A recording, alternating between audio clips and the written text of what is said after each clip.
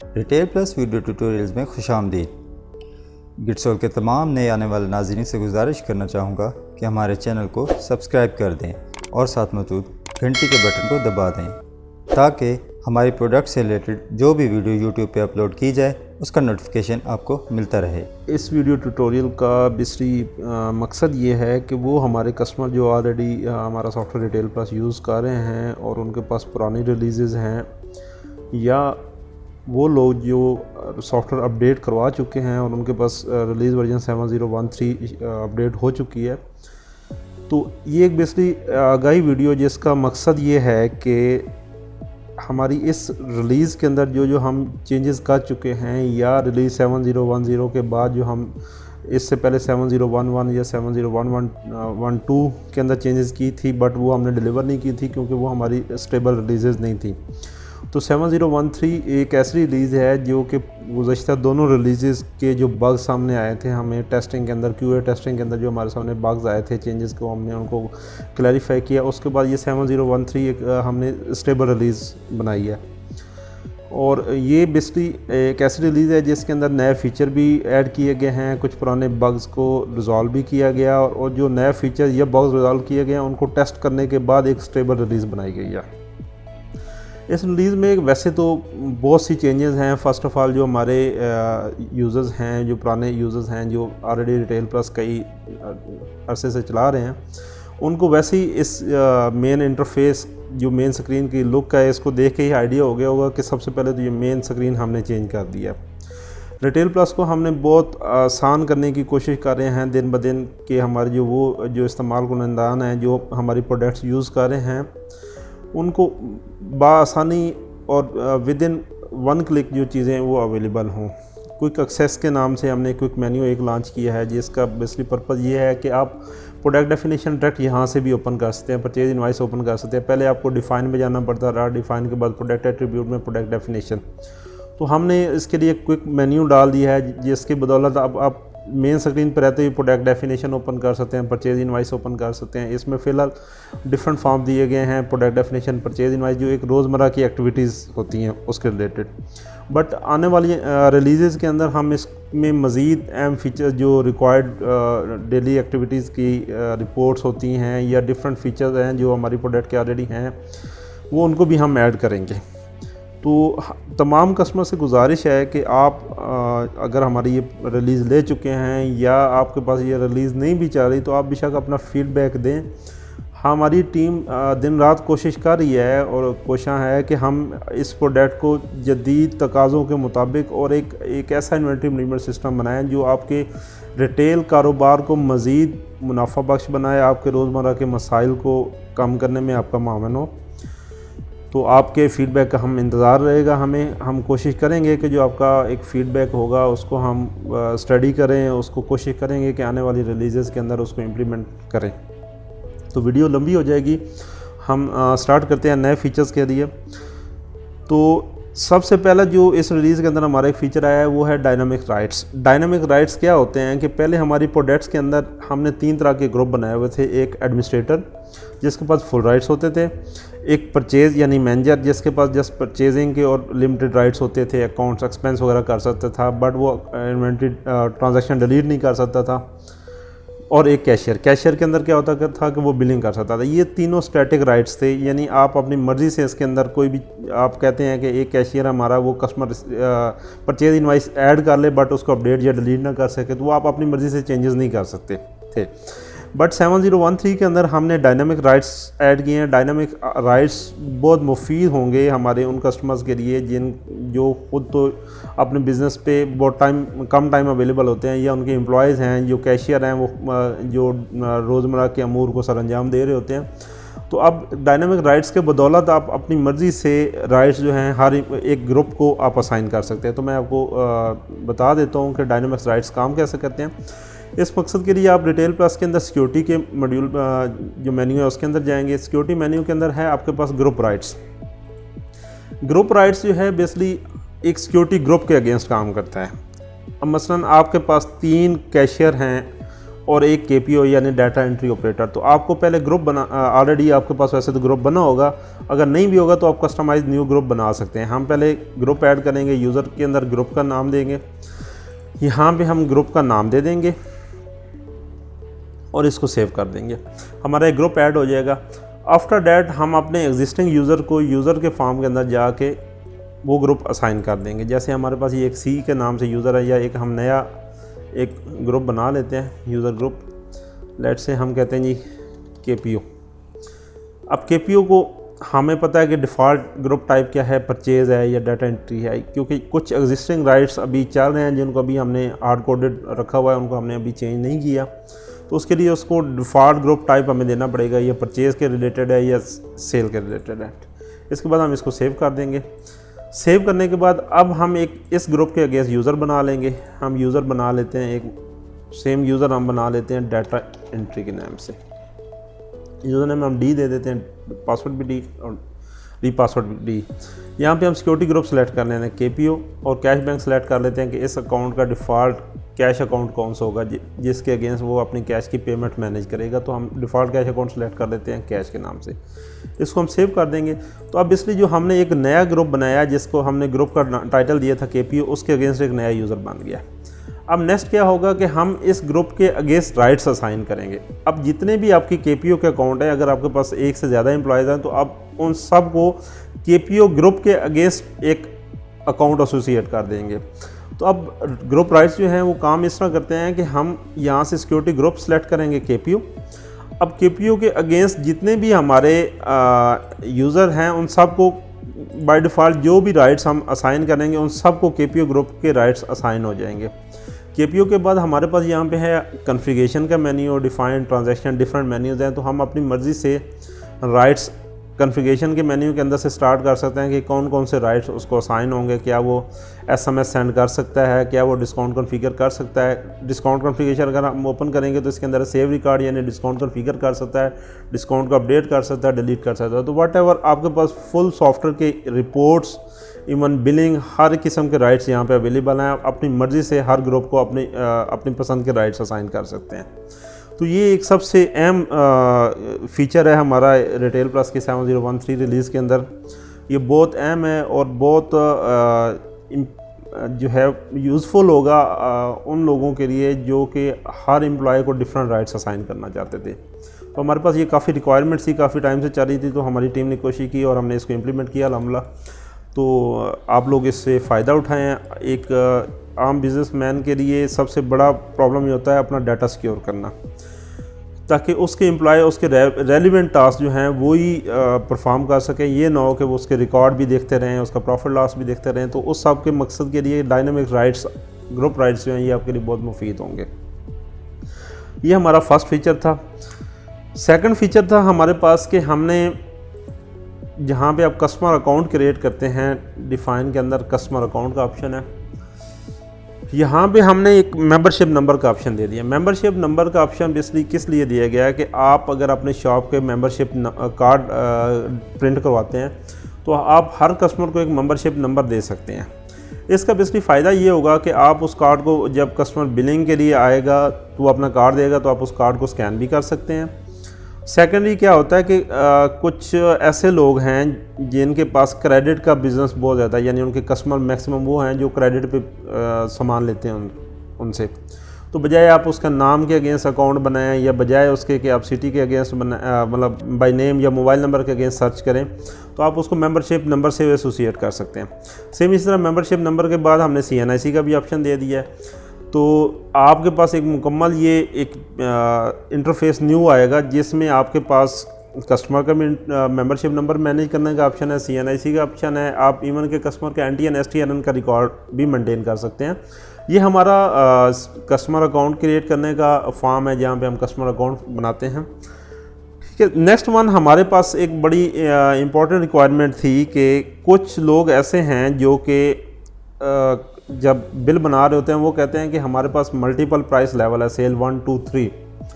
अब सेल 1, 2, 3 के अंदर बहुत इंपॉर्टेंट हमने चेंजेस किए हैं। फर्स्ट ऑफ ऑल तो हमने हमारे पास एक रिक्वायरमेंट थी कि पहले स्टैटिक होता था कि आप सेल 1 और सेल 2 और सेल 3 ही शो कर रहे होते हैं, आप अपनी मर्ज़ी से उसको चेंज नहीं कर सकते। मसलन कुछ लोग कहते थे कि सेल 1 को हम रिटेल शो कराना चाहते हैं, सेल 2 को होलसेल करना चाहते हैं, सेल 3 को स्पेशल रेट करना चाहते हैं। तो ये हमेशा सेल 1, 2, 3 शो होता था प्रोडक्ट डेफिनेशन या बिलिंग वाले इंटरफेस पे। तो हमने हमारी टीम ने इसके अंदर एक बहुत अच्छी अचीवमेंट हासिल की है। हमने कस्टम कैप्शन का ऑप्शन डाला है। डिफाइन के अंदर आपके पास है प्रोडक्ट एट्रीब्यूट के अंदर है कस्टम कैप्शन। कस्टम कैप्शन के अंदर आपको बहुत कुछ नया देखने को मिलेगा। पहले तो ये फॉर्म खैर था ही नहीं, अब हमने ये फॉर्म ऐड किया है। इसके अंदर आप प्रोडक्ट डेफिनेशन के रिलेटेड जितने भी मेन्यूज़ हैं, जैसे कि आपके पास है वहाँ पे प्रोडक्ट ग्रुप होता है, मैं आपको दिखाता हूँ। जैसे हमारे पास यहाँ पे प्रोडक्ट ग्रुप था प्रोडक्ट डेफिनेशन के ऊपर। अब ये डाटा ओवरऑल स्टैटिक था, यानी कैटेगरी को हमेशा आप कैटेगरी के तौर पे कंसीडर करते थे, आप इसको रीनेम नहीं कर पाते थे। सब कैटेगरी, प्रोडक्ट ग्रुप, शेल्फ, ये एक स्टैटिक डाटा होता था, इसको आप चेंज नहीं कर पाते थे। तो कस्टम कैप्शन के अंदर बेसिकली हमने एक ये ऑप्शन डाला है कि अब हर कस्टमर जो रिटेल प्लस का 7013 रिलीज़ या ऑनवर्ड यूज़ करेगा तो उसके पास ऑप्शन होगा कि वो प्रोडक्ट ये कैप्शन अपनी मर्ज़ी से सेट कर सकता है। लाइक मैं कहता हूँ कि मैं प्रोडक्ट ग्रुप को शो कराना चाहता हूँ डिपार्टमेंट, कैटेगरी को मैं शो कराना चाहता हूँ ब्रांड, सब कैटेगरी को हम सब कैटेगरी रखते हैं, शेल्फ रैक लोकेशन को हम कर देते हैं रैक नंबर। उसके बाद हमारे पास है सप्लायर को हम कर देते हैं डिस्ट्रीब्यूटर।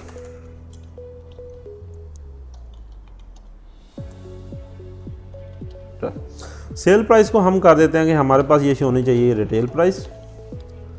सेल प्राइस 2 को कुछ लोग आप सेल प्राइस 2 को एज ए मार्केट प्राइस दे रहे होते हैं। जो लोग इनवाइस के ऊपर प्रिंट करते हैं कि हम मार्केट प्राइस ये है और हमारी प्राइस ये है, तो वो यहाँ पे अपना मर्ज़ी से आप इसको मार्केट प्राइस कर सकते हैं।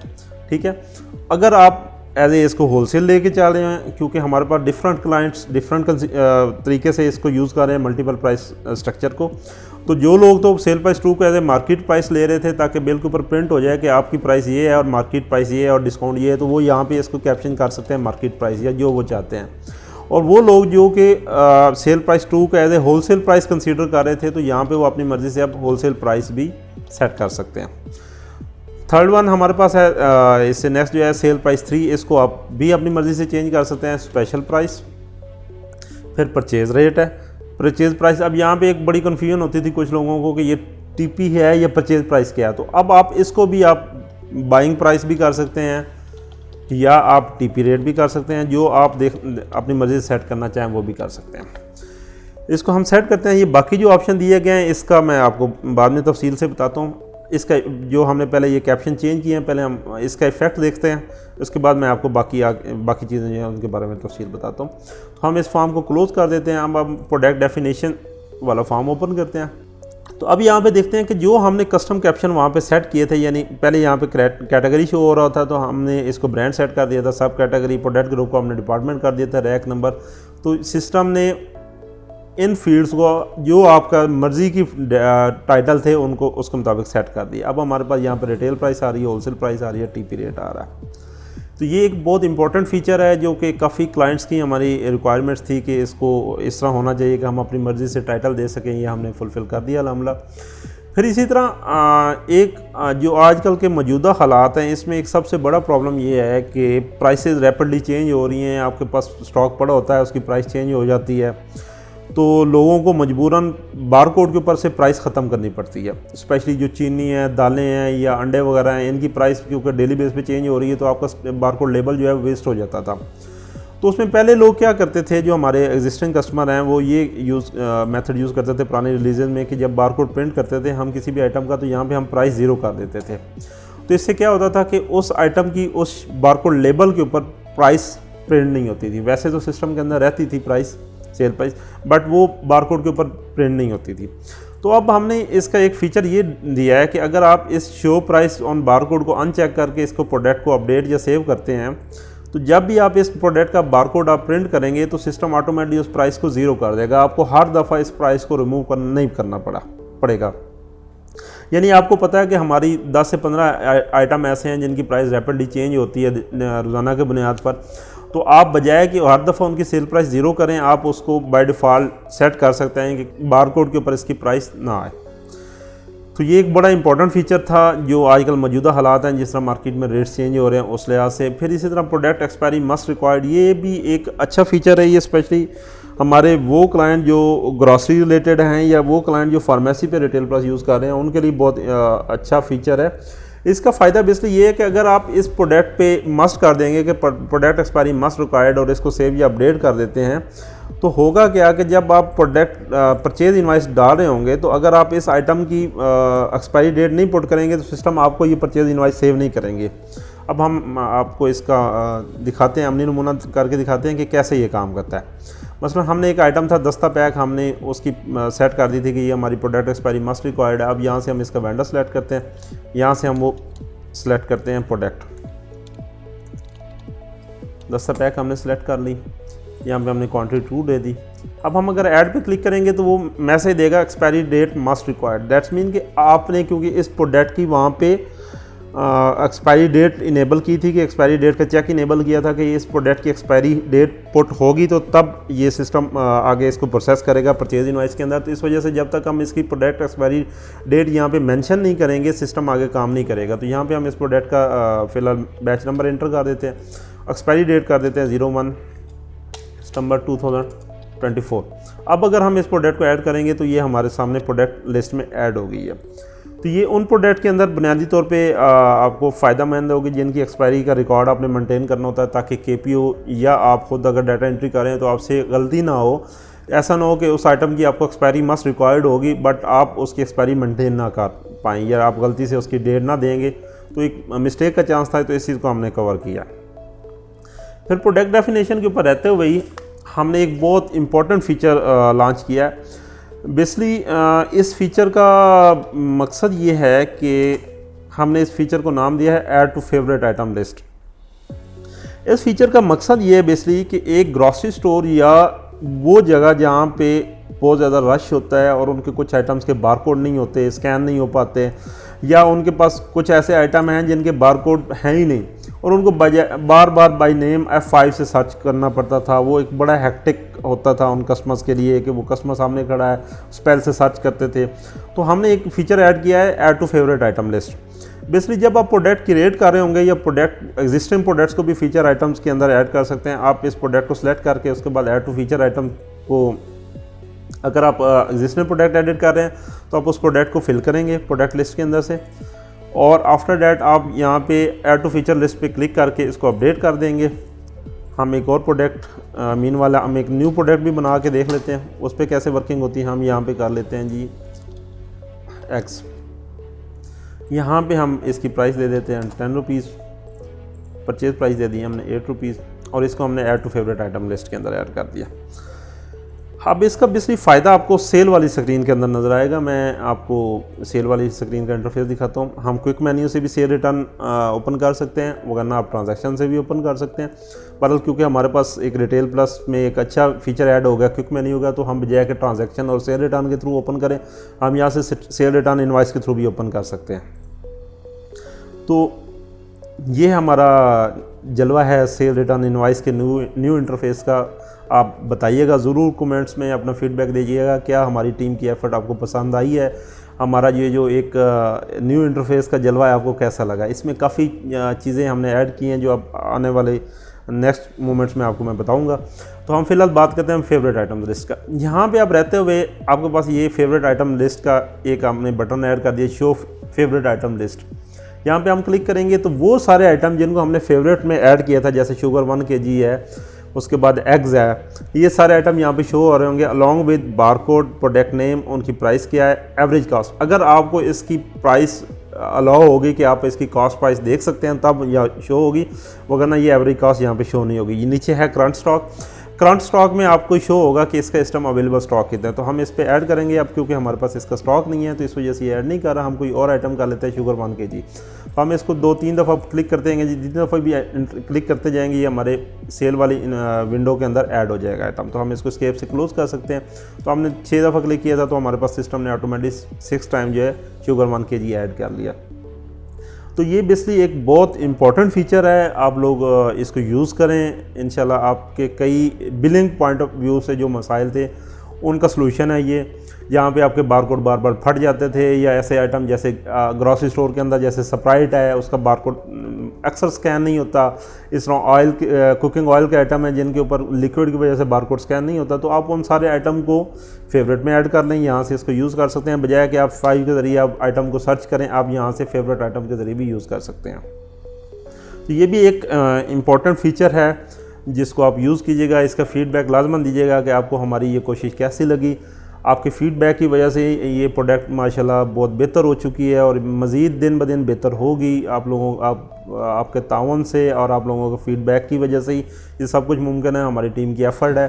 तो आप लोग कोऑपरेट करें, हमें अपनी फीडबैक से आगाह करें, हम ताकि उन फीडबैक्स को पॉजिटिव तौर पे लेके हम कोशिश करेंगे कि हम उस फीडबैक को इम्प्लीमेंट करें। तो आप अपना फीडबैक बज़रिया व्हाट्सअप या हमारा ये ऑफिशियल कस्टमर सपोर्ट का नंबर है, यहाँ पे भी आप रिपोर्ट कर सकते हैं। इस कस्टमर नंबर पे व्हाट्सअप भी अवेलेबल है और बाय कॉल भी आप कर सकते हैं।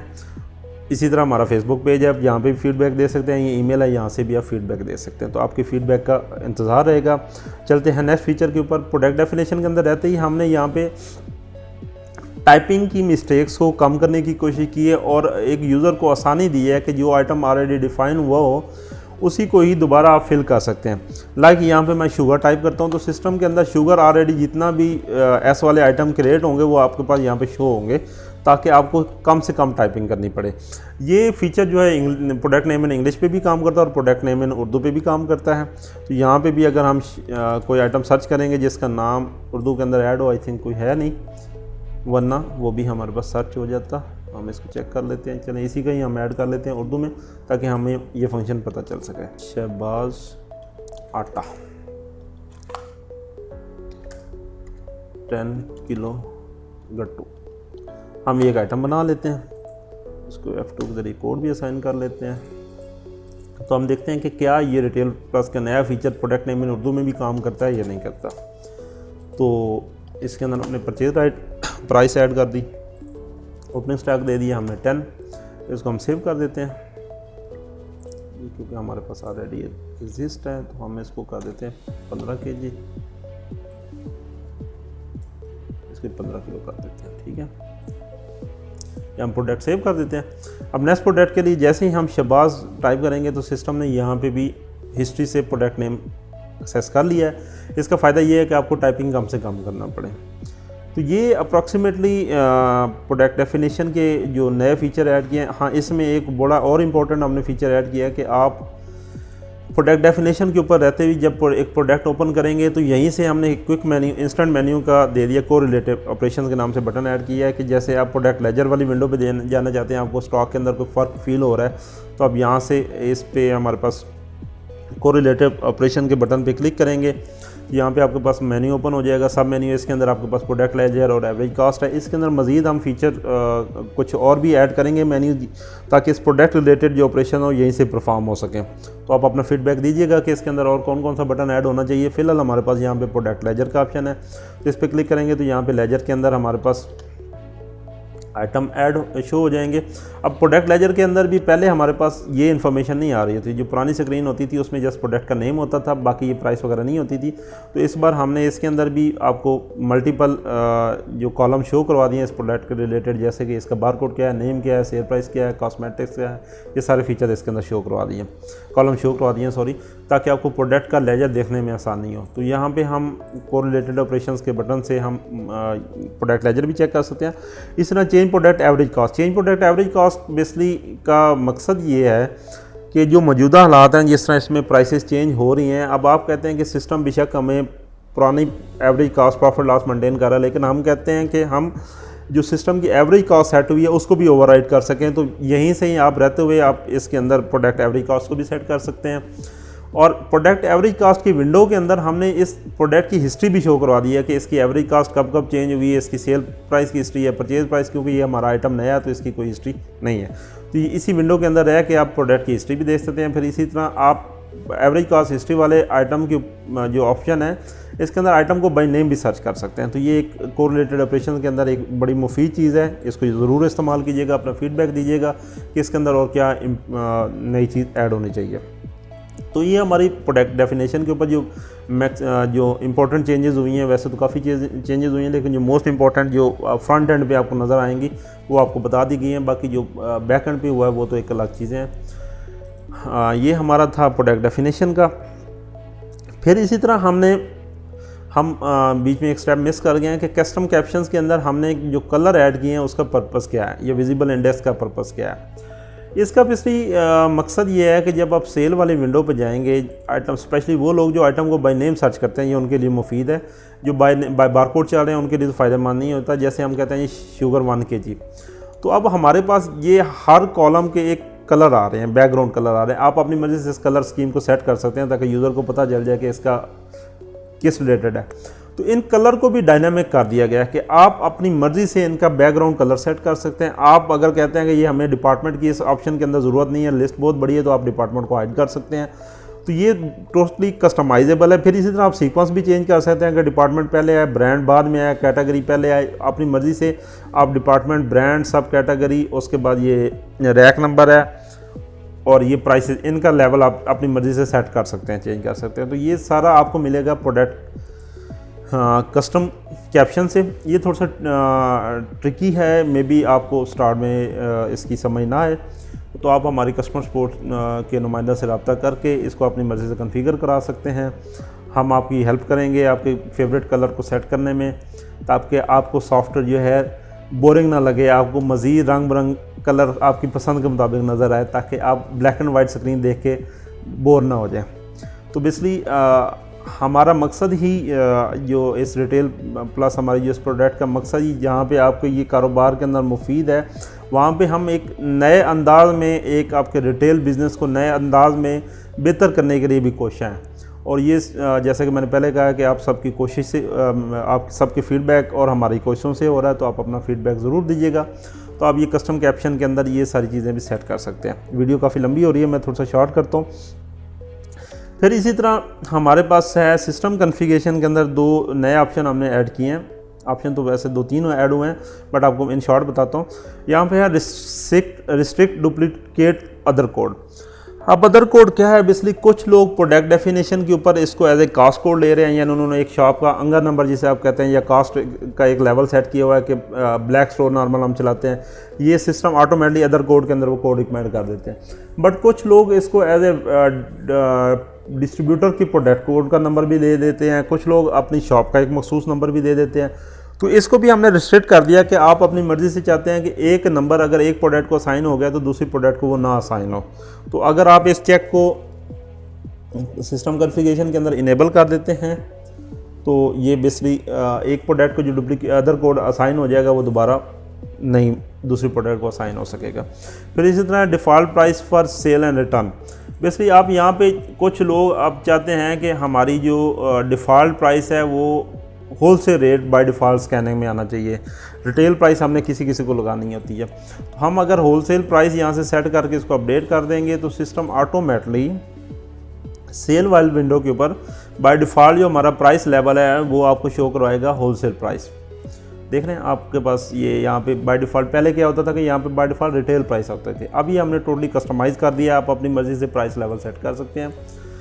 फिर इसी तरह सिस्टम कॉन्फ़िगरेशन के अंदर आप बार कोड के ऊपर भी प्राइस अपनी मर्ज़ी से प्रिंट करवा सकते हैं। आप कहते हैं कि हमारी बार कोड के ऊपर होलसेल प्राइस प्रिंट हो, रिटेल प्राइस ना हो, तो आप अपनी मर्ज़ी से जो बार कोड के ऊपर डिफ़ॉल्ट प्राइस प्रिंट करवाना चाहते हैं वो आप यहाँ से सेट कर सकते हैं। फिर इसी तरह हमने यहाँ पे एक ऑप्शन दे दिया customer search by. Customer search by का पर्पज़ ये है बेसिकली ये आईडी जो है ये तो एक हर कस्टमर को सिस्टम एसोसिएट कर रहा है, एक आईडी कस्टमर आईडी असाइन कर रहा है। बट सेकंड है मेंबरशिप नंबर। यहाँ पे मैंने जैसे आपको पहले बताया था कि कस्टमर वाले फॉर्म के ऊपर आप हर कस्टमर को मेंबरशिप नंबर साइन कर सकते हैं। तो जब सेल वाली विंडो के ऊपर अगर हम इसको यहाँ से डिफ़ॉल्ट कर देते हैं मेंबरशिप नंबर और इसको अपडेट कर देते हैं, तो सेल वाली विंडो के ऊपर आपके पास कस्टमर, वैसे तो आप F2 से भी कस्टमर सर्च कर सकते हैं, और जब F2 से आप ओपन करेंगे तो यहाँ पे आपको एक नई लुक मिलेगी कस्टमर लिस्ट की। पहले वो बोरिंग सी होती थी, अब आपको इसको भी कलर्स दे दिया, मैचिंग कलर कर दिए हैं, ग्रीन और रेड। और तो आप यहाँ से भी कस्टमर को वैसे सर्च कर सकते हैं। जिस कस्टमर को आप फोकस करेंगे उसका फ़ॉन्ट बड़ा हो जाएगा ताकि आपको कस्टमर प्रोमिनेंट हो जाए। फिर इस विंडो के अंदर हमने बाय नेम सर्च के अंदर भी पहले क्या होता था कि आप टी सिर्फ लिखते थे तो टी के रिलेटेड जो कस्टमर होते थे जिनका नाम टी से स्टार्ट होता था वो शो होते थे। अब जो है आप कोई भी पार्ट अगर टाइप करेंगे ई आर मसलन किया तो उसके मैचिंग करैक्टर्स के अगेंस्ट जो कस्टमर आएगा वो आपको नज़र आ जाएगा, ठीक है। फिर इसी तरह हमने इसके ऊपर सेव लेआउट का ऑप्शन दे दिया है कि आप चाहते हैं कि मुझे मेंबरशिप या नंबर यहाँ पे नहीं दिखाना, तो आप इसको रिमूव करके ग्रेड लेआउट सेव कर देंगे तो नेक्स्ट टाइम जो है आपके पास इस ग्रेड के अंदर, इस फॉर्म के अंदर आपको मेंबरशिप नज़र नहीं आएगा। तो अगर इसको सेट डिफ़ॉल्ट करना चाहते हो तो इसको लेआउट को डिलीट कर देंगे और दोबारा ओपन करेंगे तो लिस्ट जो है अगेन ओपन हो जाएगी।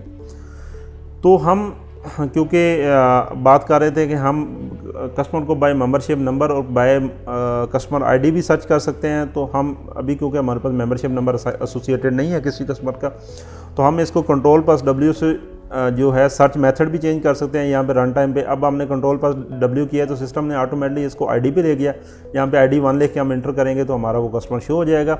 यहाँ पे इसकी क्रेडिट लिमिट आ जाएगी, यहाँ पे इसका रिसीवेबल यानी इस टाइम इसका रिसीवेबल कितना और रिमेनिंग कोटा क्या है कि क्रेडिट लिमिट के अगेंस्ट जो उसका रिसीवेबल है और उसका डिफरेंस कितना रहेगा, यानी कितनी अमाउंट का मजीद या क्रेडिट कस्टमर हमारे से बाय कर सकता है। जैसे हमने कहा है कि 1 लाख हमने इसको क्रेडिट असाइन किया हुआ है, 0.0 इस टाइम रिसीवेबल है, तो रिमेनिंग कोटा है हमारे पास जो 1 लाख है। तो बेसिकली ये बहुत मुफीद है उन कस्टमर्स के लिए जिनके पास क्रेडिट बहुत ज़्यादा होता है, तो आप इसको यूज़ कर सकते हैं। तो ये हमारे पास एक कॉन्फ़िगरेशन के ऊपर कस्टमर रिलेटेड जो हमने चेंजेस किए हैं वो आपके पास ऑप्शन आ गया। फिर हमारे पास है सिस्टम कॉन्फ़िगरेशन के अंदर customer mobile number must required. Basically इसका पर्पज़ ये है कि वो लोग जो कि चाहते हैं कि हमारे पास कस्टमर का डाटा, स्ट्रॉन्ग डाटा जो है वो कलेक्ट हो। अब इसका बेसिकली मकसद ये था कि जब अगर आप इस को इनेबल करके अपडेट कर देंगे सिस्टम कॉन्फ़िगरेशन के अंदर, तो जब हम कस्टमर का कोई नया अकाउंट बना रहे होंगे तो यहाँ पे अगर हम कस्टमर का मोबाइल नंबर नहीं पुट करेंगे तो सिस्टम इसको सेव नहीं करेगा। इसका बेसिकली मकसद ये है कि जो आपका KPO जो डाटा एंट्री ऑपरेटर है या आप खुद अगर डाटा एंट्री कर रहे हैं और आप चाहते हैं कि नहीं मेरे पास हर कस्टमर का मोबाइल नंबर का डाटा कलेक्ट होना चाहिए, तो अगर आप मोबाइल नंबर नहीं पुट करेंगे तो सिस्टम आपको कस्टमर अकाउंट सेव नहीं करने देगा। तो इसका बेसिकली पर्पज़ ये है। हो सकता है कुछ लोग इस चीज़ को पसंद करें, कुछ ना पसंद करें, तो हमने इसको ऑप्शन रख दिया अगर आप इसको चेंज कर इनेबल कर देंगे तो कस्टमर मोबाइल नंबर मांगेगा, अगर आप इसको इनेबल नहीं करेंगे तो कस्टमर मोबाइल नंबर नहीं मांगेगा। क्योंकि रिटेल प्लस का नया फीचर्स का ऐसा मकसद नहीं है कि आप नए फीचर्स की वजह से परेशान हो जाएं या वो चीज़ें जो आपको पसंद हैं वो चेंज हो जाएं। तो हम कोशिश करते हैं कि हम जब भी कोई एक नया फीचर लाएं तो जो पुरानी इंपॉर्टेंट चीज़ें हैं जो लोगों को बहुत पसंद है हम उनको भी फोकस रख के सिस्टम के अंदर चेंजेस करते हैं। फिर इसी तरह default number of decimal in quantity ये एक ऐड किया गया है। बेसिकली ये फ़िलहाल तो सेल पे फंक्शनल है, इन फ्यूचर हम इसको पूरे सॉफ्टवेयर के अंदर ऐड कर देंगे। आप कुछ लोग ऐसे होते हैं जिनके पास जो स्टॉक होता है वो डेसिमल पॉइंट्स में नहीं सेल होता, जैसे बुक डिपो वगैरह है या एक पेंट स्टोर है या एक ऑटो पार्ट्स है, वो चीज़ डेसिमल में नहीं सेल करते या डेसिमल नहीं परचेज़ करते, तो वो डिफ़ॉल्ट डेसिमल क्वांटिटी को 0 कर देंगे, पॉइंट्स इन क्वांटिटी को 0 कर देंगे। तो इसका ये फ़ायदा होगा कि जिस टाइम आप बिल बना रहे होंगे तो आपके पास सिस्टम डेसिमल पॉइंट्स नहीं शो करेगा। जैसे हम यहाँ पे सर्च करते हैं शहबाज आटा होगा, तो यहाँ पे हमारे पास 1.00 नहीं शो हो रहा, ठीक है, ये मैंने खुद इंटर किया, वैसे बाय डिफ़ॉल्ट 1.00 नहीं शो होगा।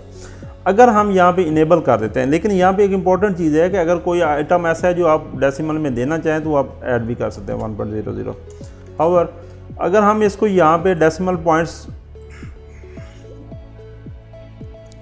इनेबल कर देते हैं कि हम कहते हैं कि हम वेट के अंदर चीज़ें सेल करते हैं, जैसे बेकरी वगैरह के आइटम है, तो हम इसके अंदर 3 डेसिमल यानी 1.5 किलो आपने अगर सेल करना है तो 1.500 ml जो है वो हम यहाँ पे लिखेंगे, तो सिस्टम डेसिमल पॉइंट्स को भी इनेबल कर देता है।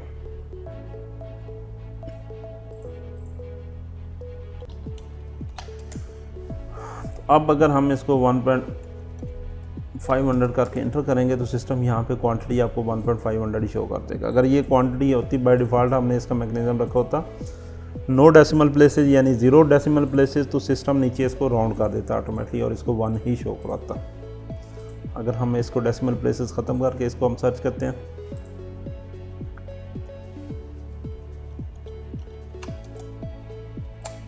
तो अब ये देखें यहाँ पे डेसिमल पॉइंट्स जो है वो नहीं शो हो रहे हैं। तो बेसिकली ये एक अच्छा फ़ीचर है। हो सकता है कुछ लोगों को पसंद है, कुछ लोगों को ना पसंद है, तो इसलिए हमने इसको भी ऑप्शनल रख दिया है। जिसको ज़रूरत है वो डेसिमल पॉइंट्स अपने से सेट कर सकता है।